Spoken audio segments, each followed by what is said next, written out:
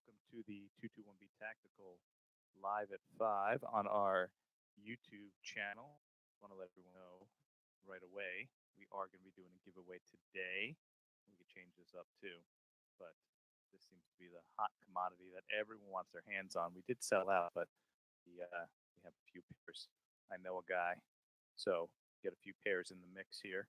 Got our mascot Max here, of course, holding things down. He's the security guard for the studio. Most people don't know that. And he looks innocent, but he's vicious. Thanks to Right On Optics. Everyone knows I run the Right On Optics. A lot of people ask me about the Right On Optics and send me DMs. Don't email the company because it's going to get lost in the mix. We get like 500 emails a day, but or something like that. So just go ahead and send a DM on Facebook or Instagram, and the team will get the message if you have a question about the Right On Optics or anything like that. So thanks for everyone tuning in. Want to make sure we activate our, our live chat and what's going on. Got my man John Bartolo checking in, and want to open this up to everyone to let everyone know that if they are open to talking about the topic we're going to talk about today, chime in on Facebook. We're going to go live on, make sure we are live on Facebook, and want to make sure that we also let everyone here on our YouTube channel know. Nathaniel, what's going on, brother? What's going on the YouTube? So thank you to everyone tuning in. So of course, and thank you to everyone here on Facebook checking in, our Facebook live crew. So big topic in the news that we are going to address today. A lot of people sent me DMs and asked me questions about this. And we're going to address it in the most respectful manner that we can. We want to respect everyone's right to their opinion, and of course, those who are being accused, a fair and just trial. But the topic that so many people have messaged me about on a personal level, like from text messaging and also DM on social media, is this Jussie Smollet and what he's done now. He has been placed under arrest by Chicago PD. This was a joint effort by Chicago PD, CPD, and I know state and federal law enforcement organizations. So first and foremost, our hats off to them for doing a job well done at the bottom of this case. Now, I know a lot of people, there's a lot of people who are saying, I told you so out there. There's a lot of people who are saying, yeah, we knew it. We knew it from the beginning. It kind of sounded shady, and it kind of sounded, suspect right from the get-go. Okay, I get that. I understand that. And we understand that there are people who may feel that way. But especially as police, the one thing you can't do is go ahead and treat a victim as if they're a liar. You can't do it. You can't do it. You got to treat every victim when they come in as if they're telling the truth, and you investigate. There were, from what I've read, 50 search warrants executed for this. And it was something that it was an intensive investigation. There's some people who are saying they went a little bit above and beyond because it was a high-profile victim. I don't know if that's true. CPD is saying that they would do for any victim of a crime of this degree. And this was something that this gentleman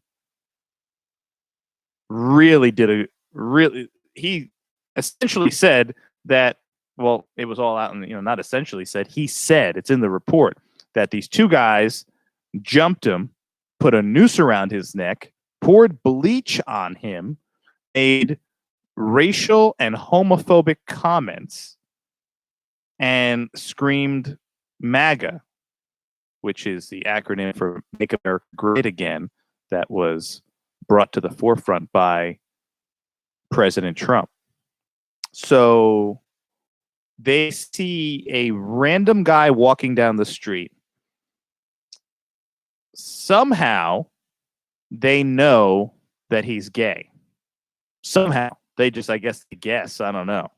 And then they pour bleach on him because they had bleach ready. They put a noose around his neck because they had that ready too. Now, from what I hear, it was a bitter cold night, and no one on the streets. The video cameras on the streets are like recording no one because it was like -40 out. And he claimed this happened. Okay, so it sounded a little suspect from the beginning. And of course, now they brought in those two brothers who I believe one's his personal trainer or some. They were at some point on the show. I don't know. And of course, they've admitted that this Smollet guy paid them money. I've heard $3,500. I've heard $4,000. Whatever it is, paid them money to stage this attack. Had it all scripted like a script. So, real quick, I've never watched the show Empire, and it's not a show that I've ever had a inkling to watch at all. And I've never seen this person ever before prior to this incident. I didn't know who he was. I didn't know anything about him. So this incident came out. Supposedly he's on the show Empire. He's an actor, primary actor, character on that show. And this happened to him. Well, of course, most people know that there was allegedly a letter sent to the casting agency or the production company of the show. And it was a racially and homophobic charged letter. And I guess the producers or whoever of the show investigated it, and it was unfounded. It was unfounded. So I guess it was aimed at him. So I guess he was unhappy with the level of investigation that the show put into this letter, that he decided he was going to escalate. He's going to up the game. And if the racist, homophobic, cryptic letter written in like red crayon wasn't going to be enough, directed at him for some reason, from what I see, all the actors and actresses on this show are African American, Black. So I don't know why they targeted him, but they targeted him. Well, we come to find out that he wrote that letter. That's what they're saying now. He's the one who wrote that letter, but he wasn't happy with that. So what he did was he staged this attack with the personal trainers. Someone said that they had a bit part on the show at one point. He staged this attack where, they pour bleach on him and the whole nine. So apparently his agent or his producer is involved in this now, because he said he was on the phone and he heard the attack go down. Now, before we throw stones at this guy, who's the producer, we got to understand that he may have been an unknowing alibi in this. He may have just been on the phone to be on the phone, heard this all go down, and was like, "Oh my goodness, this guy's getting attacked." He may have not been in on it at all. We don't know. We're gonna come find out. But if that guy's in on it, he should be worried too, because obviously you're complicit in that filing a false police report. So we're gonna get into what it is that people feel should happen to this person now that he's been found guilty, or not found guilty. He's been charged. He's been arrested and charged with filing this false police report. He cost tens of thousands, if not over that, dollars in police, law enforcement, from the city, state, and federal level of resources. He's thousands and thousands of dollars. So what should be the repercussion? Should there be restitution? Should a judge order restitution if found guilty? What's the penalty? I believe there is jail time behind it. What degree of penalty should there be? But what are the after effects? What are the residual effects? What is the collateral damage of this? One of the things that was brought to my attention by one of the many people who reached out was they said, "Hey, how do you feel about this? You're a man of color. You're the CEO of a company, and you were a police officer. So, what do you feel about what he's done here from the standpoint of victim?" Stephen Ray on Facebook, what's going on? And my thinking to that is, if we are in a society now where, in an effort to get attention, we have to fabricate hate, where are we? Are we going down a slippery slope? Is there not enough hate in the world? So for those who sit there and proclaim that the world is full of hate, and this world is full of people who don't like other people, don't like other races, and there's racism and all this stuff. So for all the people that claim that there is rampant racism and rampant homophobia, whatever it may be, there's people on one end now saying, well, how bad is it if a black male who's gay has to stage an attack in order to get attention? Now, let's talk about why he staged the attack. Now, people are saying he staged the attack because he wanted a raise. He wanted an increase in his salary on the show. So I guess he felt that if the people at the show felt bad for him for being targeted by racial homophobic letters and an outright attack, they would feel bad for him and subsequently give him a raise. I don't know how in the world this guy thought that. I don't know how some of these people with their level of intelligence get to where they are. It's absolutely astonishing, because I say to myself, okay, if you want a raise, I would fabricate a letter from another show or something and say, hey, this show wants me. They're trying to get me on their show.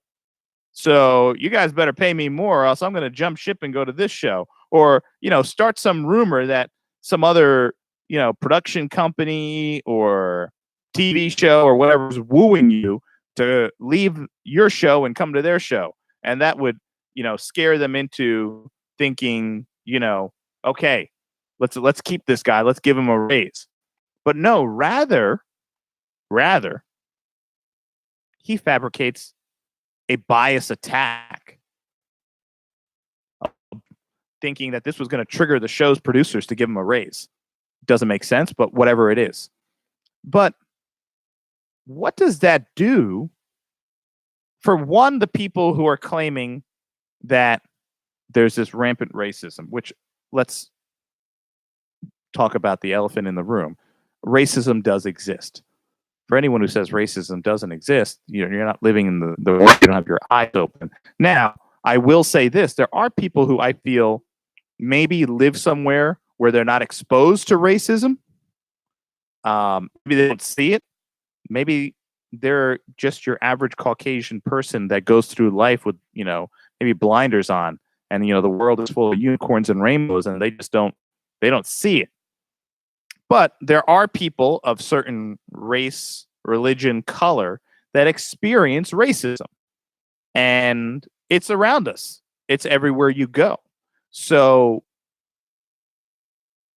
people who are thinking from that standpoint have to really now sit here and think twice that this guy in Chicago had to fabricate a bias crime for attention, because there wasn't enough real racism out there. He wasn't experiencing it for real. So what does that tell you? What does that tell you? Well, no, we can make our own decision about that. I'd like to think that there are people in this world that are now looking at this guy and saying, well, I've been a victim of racism. I've been a victim of homophobia. I've been a victim of sexual assault. I've been a victim of whatever. And I didn't make it up. It happened to me. and I had to go to the police and report it. Maybe, So for the people who've really experienced this, there's angry people out there right now. There are some angry people out there, and there's angry people for a reason. The reason is it's offensive for someone to fake something and try to get attention for it when there's actually people who've experienced it. Someone who has actually been raped. And I know multiple people. I've met multiple women. I've met some men. Multiple human beings that have been raped, sexually assaulted. And it's a traumatic thing. It changes them forever. Painful. If they see anyone, fabricate a story of being sexually assaulted or raped, do you know how angering that is for them? Do you know how offensive that could be to an actual rape victim to see someone fabricating a story about being raped only for attention? Do you know how infuriating it must be for an actual sexual assault victim to see someone else fabricate a story for attention, for more money? When I say more money, this guy isn't poor. This Smollet guy, he's not poor. He's not down and out. He has money. He was just looking for more money. That's called greed. So we ask ourselves, for the sake of greed, did this guy do this? And the answer apparently is yes. But how offensive is it to those people who've experienced? I mean, there are people in this country who've experienced true hate crimes, true racism, true homophobic crimes against them simply because they are Black, because they're a certain religion, or because they have a certain sexual preference.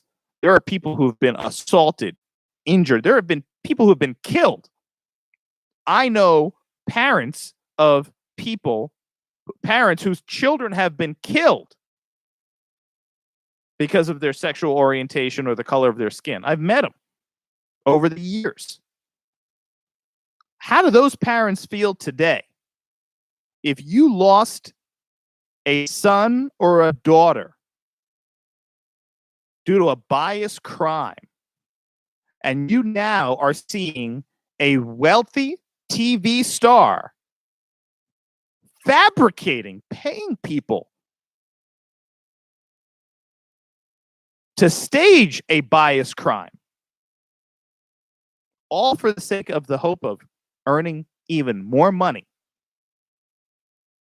How does that parent feel? How do those parents feel right now about this man? How do they feel? They lost a child to true crime, true hate. And this guy is making a story up because he wants more money as a TV star. That's got to be infuriating. Now, a lot of people ask me, they said, Suresh, you see the DMs coming in. Hey, man, you were a cop 13 years. You dealt with some hard times.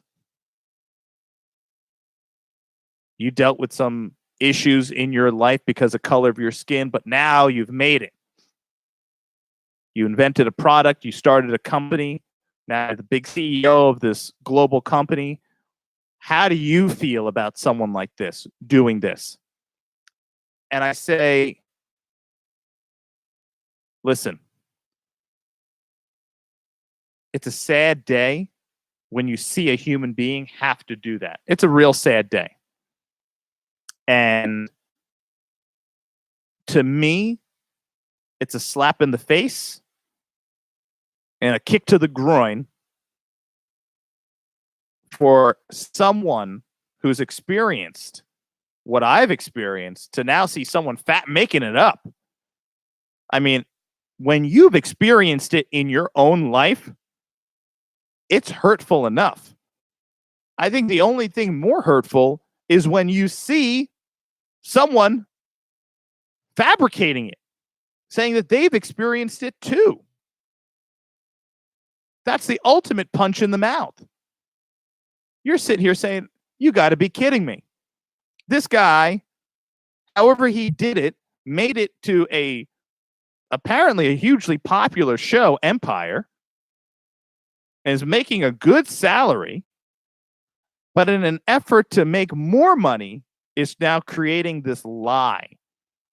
And it's not just a lie about something generic. It's a lie about being attacked for the color of his skin, for his sexual orientation, and then saying that the attackers, to just throw a little bit more gas on the fire, were screaming MAGA, MAGA world, and insinuating that they were supporters of President Trump.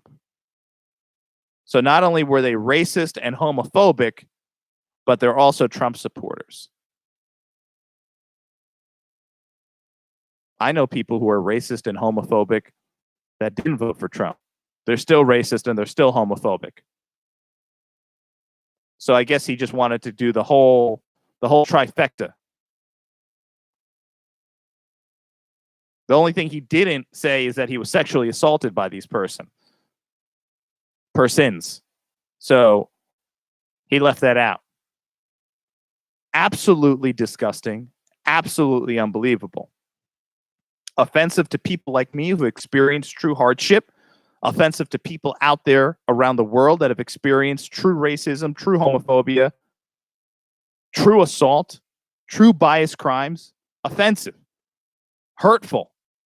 Offensive to anyone who's ever lost a loved one or a family member to it. Absolutely offensive. So that's hurt. That's pain. And that's offense. That really is. That's terrible. You don't want to ever experience that. You don't ever want to have to endure that. Ever. So now people say, well, what should happen to him?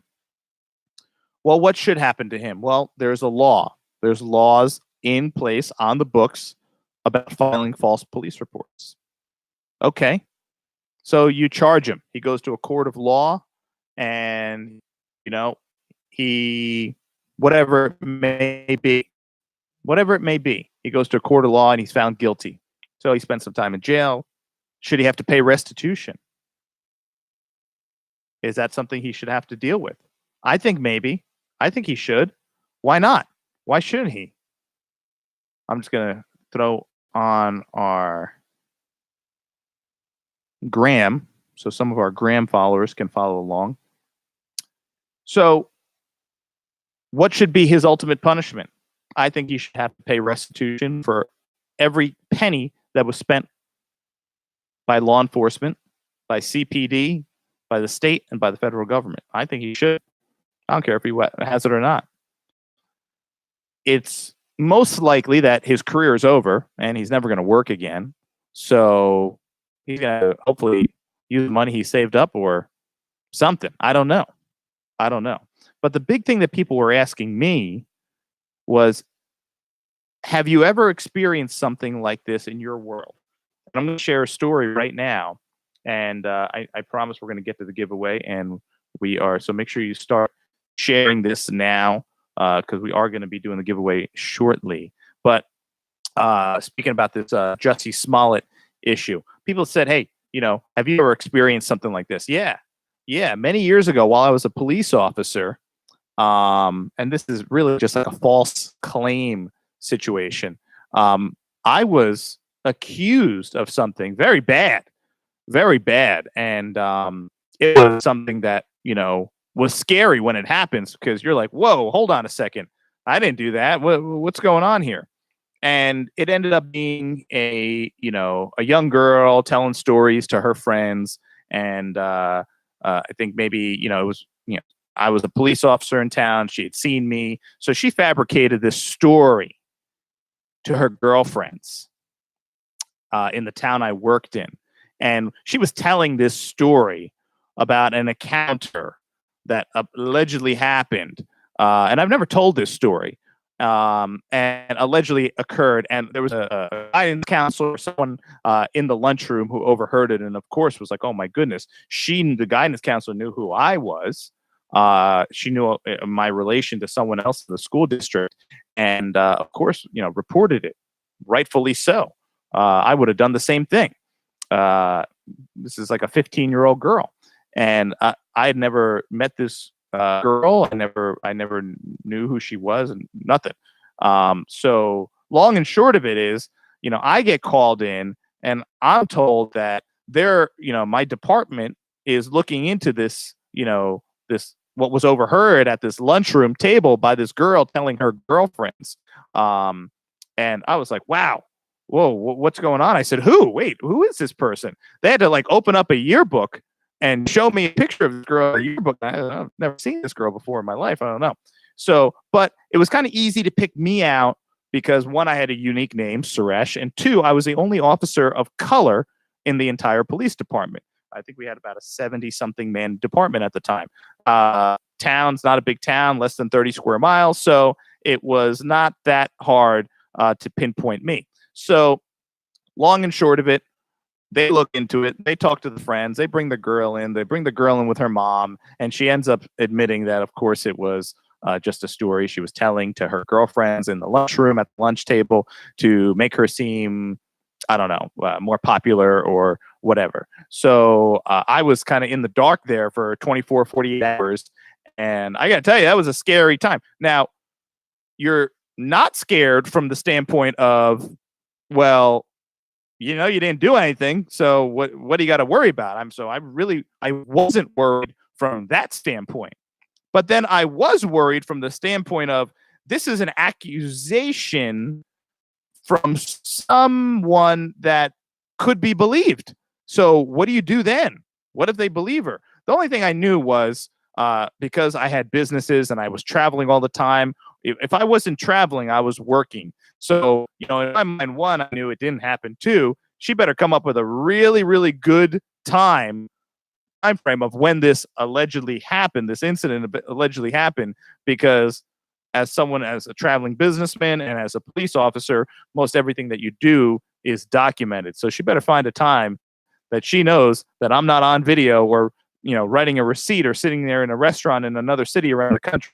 So I kind of knew I was okay from that standpoint. But still, and I was telling this story to my friend John earlier, but still, you're still a little worried. You still got a little bit of concern. You're saying, "Oh, hold on a second. What if this what if this turns into something? What do I got to do?" So, it was only 48 hours. It was done. 48 hours later, I got called in. They said, "Hey, listen, the girl said she made, she was just making the whole thing up, trying to impress her friends. Sorry about that. No harm, no foul." So, and that was it. That was it. So the people that were close to me were like, "Man, that's messed up. That's messed up. This girl created this story to impress her friends, saying that she hooked up with the cop, the black cop, the cute black cop. But what happens to her? What happens to her?" So my feeling was, hey, the caveat here was she didn't file a report. She was overheard telling a tall tale to her friends in the lunchroom. So had she come in and filed a police report, then I would have had the grounds to go and file a report or file charges against her. I know in some states and certain situations you can't. That's what I'm told, which I don't know if people agree with that. I don't know. We're going to talk to the people. Let the people on the gram chime in. Do you agree? People on YouTube chime in. By the way, if you want to win the giveaway, you got to be on YouTube, which is over there in the studio. So invite friends to the gram. Maybe we'll give some to the gram people. And maybe we'll do Instagram, but tune into the YouTube live as well. So, that was something that you talk about getting your blood pressure up. And you talk about like being scared. I mean, that was scary. I had another incident where a woman, a female medical professional, tried to say that I was unprofessional with her during a traffic stop. And essentially, she wasn't happy that she got a ticket. She felt she's a doctor and she didn't deserve a ticket. She's above the law for talking on her cell phone. It's law in New Jersey. You can't talk on your cell phone. So I wrote her a ticket. She wasn't happy with it. And she decided to file a lawsuit against the police department, made claims that I was inappropriate or unprofessional, all these things. All these things. Went to court. The whole thing was unfounded, and she was found guilty. Cell phone records proved she was guilty. She was found guilty. Guilty as charged. Miraculously, the next day, the lawsuit for $1 million against the police department for whatever that was dismissed or dropped. Okay. So these are the kind of people that are out there. Now, with that situation, I said to my sergeant, or actually my lieutenant at the time, I said, okay, now that she tried to file a false claim against me, and thank God for body cameras and the in-car camera. Thank God for those. A lot of cops don't like it. I love that in-car camera, and I love those body cameras. They are a savior. If your nose is clean and you're going by the letter of the law and you're not breaking the law, that thing could save you. It saved me. It saved me on a couple of occasions. So we tell people, Holly, what's going on? Thanks for joining the YouTube. We tell people, everyone here on the gram, send an invite out. Tell them to join over on the YouTube. We're going to be doing the giveaway if we get enough people. If we get enough people, though. So say to yourself, well, can I now press charges against her for putting me through months of turmoil, that whole rigmarole? Can I? Do police officers have that right? Should we be able to do that? In this Jussie Smollet instance, he's being charged for filing the false report. But should police officers be able to charge citizens to file false reports against them? I think so, and I think the penalty should be severe. I think it should be very severe because police officers are always held to a higher standard. So if Joe the plumber does X, he might have to, go to court, pay a penalty, whatever. But there is times where if Joe the cop does the same thing that Joe the plumber did, he's losing his job. He's suspended at the minimum until it's all ironed out. But what if it comes out that it was a false claim? It was a false report, just like this Jussie Smollett thing. Should the police officer involved be able to file charges against that civilian, against that person? And what should the penalty be? How severe should it be? There are people who are saying that X-Bands, what's going on, brother? I'm trying to keep up with you. Got the X-Bands chiming in on the gram for all our YouTube followers. What is it? What should the charge be? Should there be one? Should that be allowed? I know in some places it's not allowed. As a police officer, if someone files a report against you and you're exonerated, that's it. Your exoneration is your win. There's no going back. There's no recourse for the officer. I don't know how I feel about that. Should there be recourse? Should there be vindication? I mean, the vindication can come from being found not guilty, but I don't know if that's enough. What should this Smollett guy get? Should he be forced to pay restitution? I don't know. But I know there's a lot of people out there that are angry. Now, he's done a huge disservice to future victims, right? In my eyes, he's done a huge disservice to future victims of racism, bias, attacks against people for their sexuality. He's done a huge disservice to those people, because now, should these people make a report, the first thing that a lot of people are going to think, especially if it's something heinous, like having bleach poured on you and having a noose put around your neck, if that is to happen to someone, or something to that degree happens to someone now somewhere else in the country, you better believe that the police are going to say, hold on a second. Let's check this out real quick. I wonder if this is another Smollet incident where this person's just looking for attention. And now compare that incident to something that happened previously and say, I wonder if this is one of, just another one of these incidents. I know all about that. I've seen it. I've seen it. I've lived it. So is that something viable?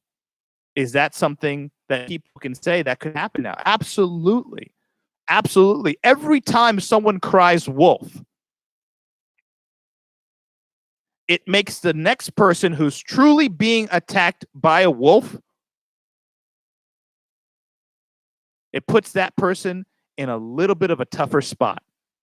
Little bit of a tougher spot. I don't care who you are. I don't care how strong your morals are. I don't care how strong your ethics are. You're going to be thinking about it. And you're going to be wondering, I wonder. So you can ask yourself, is it viable? Is it real? Do I got to dig a little further to make sure this is an authentic claim? If this attack is real, this incident is real. So that's the disservice this Smollett character has done for who knows how long. Probably until the next idiot does something like that.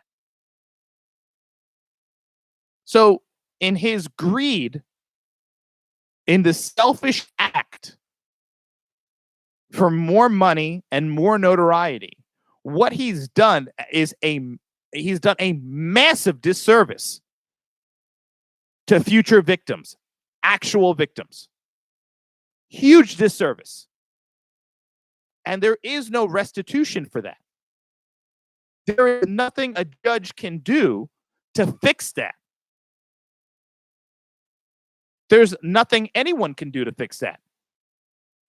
That's just now a stain on society. So it's funny. Someone had mentioned something about the Trump haters and the Trump supporters and what happens here. Ironically, this is something that people on both sides of the whatever you want to call it, pro-president or anti-president, we don't get into politics here, but people want to now say, well, how does this affect that? Well, I'll tell you what. The pro-Trump supporters are saying to themselves, look how far these idiots go. As if there's not enough hatred against the president. People like this. Now we have celebrities faking attacks by alleged Trump supporters. Look how low they've gone. Look how far they've gone. And it takes away credibility from all those people who truly say, or truly have been maybe hurt by Trump supporters, or truly feel that Trump is a certain individual. Hurts them. To the anti-Trump people, they got to be embarrassed about this guy. They got to be ashamed that this guy had to fabricate an attack and then point the finger at Trump and say, hey, bad people. It's just wrong. It's wrong. listen, people aren't going to like you. And I just saw a name pop up on my Instagram feed. What's going on? And here's the thing. And it reminded me, you can't change anything about people who don't like you. You can't. You can't change it. Don't even try. Don't even try. Number one lesson that I've known for a long time, growing up the way I grew up, growing up with my complexion in a town where everyone else was Caucasian. Everyone else was like not a single soul. We had one other kid of color. He was in our high school for like 5 minutes and he was gone. I don't know where he went, but he was gone. Other than that, it was me. That was it. I was the sole person in the whole town. So I know how that is. There were people who just didn't like me for no reason. I never spoke to them. I never did anything to them. They just didn't like me. I guess because of the color of my skin or my background, my ethnicity, my financial status. I don't know. They didn't like me. But guess what? There was nothing I could do about it. Now, as a child, that's hurtful because you don't understand. You don't know. You don't know. Why does this person not like me? Why does this person talk about me? Why does this person, say mean things about me? I don't even know this person. It's hurtful. You just don't know. It's hurtful. So you say to yourself, what can I do? Nothing. You can't do anything about it. Focus on you. People who don't like you for no reason, or people who don't like you because of something that you were born with, you can't do anything about it. You're not going to change their mind. That's what this person has in their bio. You can't change their mind, so just go on with life. Those are wise words from a young person. Just go on with life. You can't do anything about it. Don't try to fix it. Don't try to fix them. There's nothing you could do. When you see things like this occur with this Smollet character, I feel bad. There's a lot of people who are angry. Sure, yeah. But I feel bad. What a pathetic soul. What a sad, pathetic person. For the sake of money and notoriety, to have to, listen, he could have just said I got mugged. And they took my watch, they took my Rolex, they took my wallet, they took everything. And I'm sure the producers of the show would have felt bad for him. They would have felt bad. Oh, man. I don't know if it would have triggered them to give him a raise or to keep him on the show, but they probably would have felt bad for him. But no, he had to send a letter. Racist, homophobic letter. And when that didn't do the trick, he had to pay people thousands of dollars to stage an attack. A racist, homophobic, pro-Trump attack. That is so sad and so pathetic. I feel bad. What a sad, sad soul. And may God bless him. And may God be with him, because no one else is going to be with him. That's for sure. I don't know anyone. I haven't seen or heard of anyone saying, oh, man, I feel bad for you. I'm going to take this guy's side. I understand. He was making millions. He needed more millions. He was about to maybe get cut from the show or something like that. So he needed to do this to try to stay on the show. No one's saying that. No one that I've seen. No one that I've heard of. No one's saying that. I've seen some angry people. I was angry. I've experienced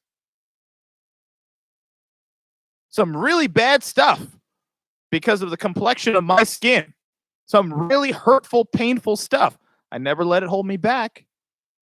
Don't ever let it hold you back. Don't ever let it hold you back. I never let it hold me back, and I never use it as a crutch. I keep it in here. And I put it into a jug that says gasoline on it. And every time my fire in here starts getting a little low, I take that jug of gasoline and I pour it on. And the fire gets lit and I keep going. I've never used the color of my skin, where I grew up, my financial status, single mom, nothing as crutch to get me anything in life. Ever. You grind, you work, you have the desire and you have the passion, and you get it done. If you don't get it done and you got to use these other things as a crutch, you don't have the desire, you don't have the passion. You just don't have it inside of you. And if you don't believe that, you're lying to yourself. I said this earlier, there's people who are homeless that make it out of that bottom rut. Homeless. And they make it out, and they make it. They start a business, they make it. They become successful. I've seen it. Google it. Stories out there all over the place. What's your excuse? What's your excuse? Dwayne "The Rock" Johnson. Everyone knows The Rock, mega movie star. I like The Rock. He's a good dude. We just posted, I think our team just posted something about The Rock on our Facebook page. Just a good dude. He was broke, homeless, living in his car. But he had that fire inside of him, that desire to not be broke. He had that passion inside of him to make it out of that car and to make something of himself. There's a lot of people out there that are just unhappy with their lives for whatever reason. They're unhappy with the amount of money they have in the bank. They're unhappy with their body, which how they look or how much they weigh or the color of their eyes or their hair. There's people who are unhappy in their relationships. There's people who are unhappy in their job. There's people who are unhappy with their neighbors, their mother-in-law, whatever it might be. There's people unhappy out there all over the world. But there's a very small percentage of those people that actually do something about it. The people who actually have the desire to do something about it are the ones that are unhappy the shortest amount of time. There are some people who, now sometimes, and we know this, we all know this, sometimes you need something. Canine Amir, what's going on? Like, Canine Amir checking in on Graham. There are some times where people who are really kind of just floating along, unhappy, and then something traumatic happens. And they're like, wow, something hits them. And they're like, wow, I got to change. They go to that doctor, and the doctor says, listen, if you don't change, you're going to die. You're not going to see your daughter get married. You're not going to, something traumatic. That's when people change. A lot of the times, that's what it takes. If you're unhappy with your situation, you got to do something about it. You got to work. You got to fight. And if you don't want it bad enough. I don't care who you are. You just don't want it bad enough. This guy wanted more money as an actor on a TV show. He had a lot of options, a lot of them. But he chose the low road. Rather than to do something positive, he chose to go the low road. When I was in school, I studied biochemistry. I was pre-med. I graduated pre-med. I studied mathematics, physics. I wanted to be a doctor. I had to study. I had to pass these tests. I had to graduate pre-med. There were a set of classes I needed to take. I had to take them. I had to do it. You want to be a doctor? You got to take these classes. Pre-med. You graduate, you got to take the MCATs. Okay, done. You got to get a good score on the MCATs or else you're going to school in Guam. Okay, got it. And I did the work. Never at any point was I going to sit there and fabricate and plan to say, you know what? I'm going to stage an attack on my way to take the MCATs, and maybe the medical schools will feel bad for me, and they'll say, oh, this guy got attacked because the color of his skin on his way to take the test to get into medical school. Let's just give him the okay. Let's give him the green flag to medical school.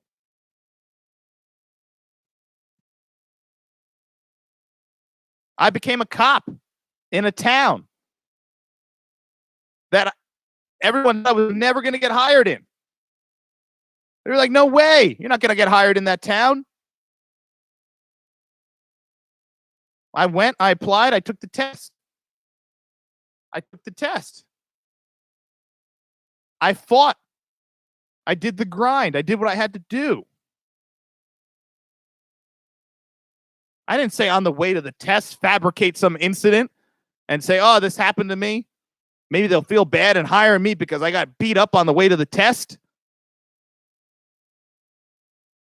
That's garbage. That's lack of desire. When you truly have desire, when you truly have passion, you don't even think about that low road, that garbage. You don't think about that easy way out. Because if you get somewhere the easy way, you don't appreciate it. You don't hold on to it. It doesn't mean anything to you. I saw it when I was a kid. When you're 17, 18, the kids who had a car that was bought for them, I saw how they treated those cars. The kids that had to work and scrape and scratch and use their own money to buy some car for like $1,500, they took care of that car like it was a Ferrari because it was their own money that they had to put out to get that car. You're getting that car, they'd be like, hey, wipe your feet off. Hey, don't put your feet on the dashboard. Whoa. Don't open that drink in here. I'm like, we're driving around in like a 1980 something Corolla. Are we in a Lamborghini? Did I miss it? No, they just cared. They put their own money out. They cared about it. It meant something to them. And that's why they did it. The people who had a car handed to them, dirty, food on the floor, kids in the car putting their feet up on the dashboard, feet up on the seats. They didn't care. Why? Because we value what we pay for something. People all the time email 221B Tactical and they're like, hey, can I get a free Max Drive vest, or can I get a free this or a free that? In the beginning, we said, yeah, we'll do a demo. We'll give it to you for free. Let us know. And then we realized the people who gave us the best testimonials and the people who actually gave us the testimonial, some people we sent it to for free and we never heard from them again. The people who always gave us the best testimonials and the people who actually showed up and did what they said they were going to do, they were the people who paid full price. They paid the price. They paid full price. Why? Because they put the value that they paid. The people who got it for free, they valued it at $0. The people who paid $79.99, they valued it at $79.99. They took care of it and they held true to their word. The people who you just sent one for free, they paid nothing for it. So it didn't have any value. The value was what they paid, which was $0. And then they would just throw it in their locker and they would forget to do the testimonial and, whatever. There was a few people we called and we're like, hey, we sent you that vest for free. You said you wanted to do a T&E and let us know and do a review. And like there were people who were like, yeah, I'm wearing it now. I love it. It's great. It works great. We're like, okay, you said you were going to send us a review. Oh, yeah, I forgot about that. Put in the work. Put in the work. Value. Create the value. This Smollet guy didn't want to put in the work. He may have put in the work to get to where he had to go. But he wanted to go further. He wanted to make more money. He wanted more, but he didn't want to do what he had to do to get that more. So he said, you know what? I'm going to fabricate a story. And I'm going to get pity, and I'm going to get sympathy, and that's what's going to get me what I want, what I desire. And that's weak. That's flawed. It's pathetic. It's sad. And I hope he deals with a judge and a jury that throw the book at him. That's it. So I know there's a lot of people commenting, and I want to make sure that I address everyone on Instagram. Say what's up. And everyone on the YouTube, thanks for joining in. I want to do a giveaway, but we needed some volume of people. We need volume. We need volume. So we'll do the giveaway. Let's see how many people we have on Instagram. We're going to stay live for 2 more minutes, and we're going to see who on Instagram says, I need those gloves. And if someone says, I need those gloves, we're going to see what we could do. We always like to have the magic number of 21. And on YouTube, not even close on YouTube, Nathaniel Girls is like, what's up? But so I hope everyone enjoyed this discussion. I hope everyone found some value in it. And I hope everyone can take something away from it. And say, hey, listen, I'm going to maybe change my insight. Now, remember, if you're on the job, you always have to keep an open mind. As police officers, you always have to keep an open mind. You listen, but you verify. Listen, but verify. Do your work, do your diligence. Verify both ways. The worst thing in the world is when someone comes to the police with a valid claim and they're treated like a liar. That's the worst thing in the world. Even when people came in to the police department or I responded to a call, and in my heart, I knew 1,000% this person was lying, I still acted and treated them like they were truly a victim and that I was going to sincerely take care of them. That was my job. That was my duty. We would have the people come in, and you could tell. They walk in, you could just tell they're addicted. They're an addict. They're addicted to pills, or they're addicted to heroin, whatever it might be. And they come in, and they say, someone broke into my car. And I say, oh, okay. What did they take? The only thing they took was my prescription pills. I had 100 pills of whatever, Oxy. So I said, can you look at your car? Yeah, look at your car. You go to the car and you're like, well, I see some money laying around on the floor. I see a cell phone. I see this. I see a bag. I see a whole bunch of stuff.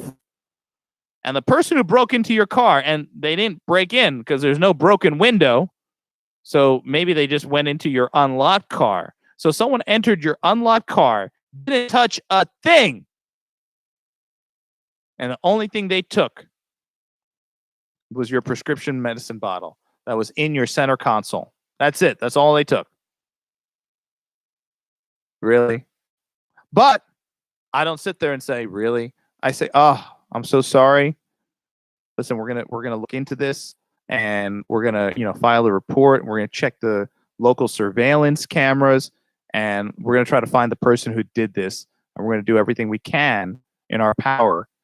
And they would say, okay, well, for now, I need a police report to give to my doctor so I can get a refill on my pills. I need that police report now. And I would tell them, well, it takes 24 hours for the police report to process. I can't give you that now. But I promise you, over the next 24 hours, I'm going to do everything I can to get to the bottom of this. And maybe try to find the person who took your pills. And of course, they were sad. They were unhappy because they wanted that. They needed their fix. They needed more pills. You give them the sincerity. You kill them with kindness. You know they're lying, but you still treat them right. We should treat everyone with respect, and we should treat everyone out of care and concern. Even if you know 100% they're lying, you treat them with respect. And then when the evidence comes out that they're lying, like what happened with the Chicago Police Department, you charge them. That's it. Mr. Smollet has his mugshot all over the news. There you go. There you go. The day comes. You got to remember this. You got to remember this. The day comes for everyone. The day of reckoning. It comes for everyone. It comes for crooked cops at crooked police departments. It comes from crooks. It comes from people who rob people. It comes from everyone. The day comes from everyone. For everyone. That day of reckoning is coming. Sometimes you got to be patient. Sometimes it takes a while. But that day is coming. And don't forget that. Always remember that. And for people like Smollett, his day came. And it's going to come. Make sure you remember that. It's important. Be patient. Stay strong. Be vigilant. The day of reckoning for those who have hurt you, those who have done to you, and maybe some time has passed and they feel like, I'm good. I'm good. I'm in the clear. Don't worry. Stay strong. Stay vigilant. Their time will come. Their day will come. Those who have wronged you, those who have crossed you, their day will come. It's okay. You gotta be patient. Stay strong. Love all you out there. What's a good website to get a cheap but decent optic? Right On. RITON. Right On Optics. Check them out. I'm going to sign off on the gram here and want to. We are not going to share that. I want to share with everyone on YouTube. I want to say thank you to everyone on YouTube. Make sure you click that subscribe button. We're going to put some links down below to some of the things I talked about today. Of course, and you will see, of course, a link to my favorite energy drink, Tria, that gets me through. I've had about 2 of these today. That's why I'm not drinking this one. Let's see if I can get this closer to the camera. Tria Energy. I'll put the link to that in the comments below. Make sure you comment below. Let me know what your insight is on this. Share with a police officer that you may know. Share with a family, friend, whatever it may be that you may know. And let them know that we are here to talk about the important topics and get safer, smarter, wiser, healthy, wealthy, wise, whatever it may be. So thank you for tuning in. Make sure you hit that subscribe button. Share with a friend or loved one. And we'll be back next time. And as we grow, we'll grow with you. We'll start giving stuff away. We'll have fun giveaways, fun events. We're new to this. Try to make it happen. One thing that we know that is as we grow, we're growing with you. So thanks for growing with us. If you're on the job, stay safe out there. Remember, always watch the hands. We posted a video to our Instagram page that we're going to be talking about next time as an officer-involved shooting. So stay tuned for that next time coming up next week. All right. Take care, and we will talk to you soon. 221 Be Tactical is signing out. Take care, everyone.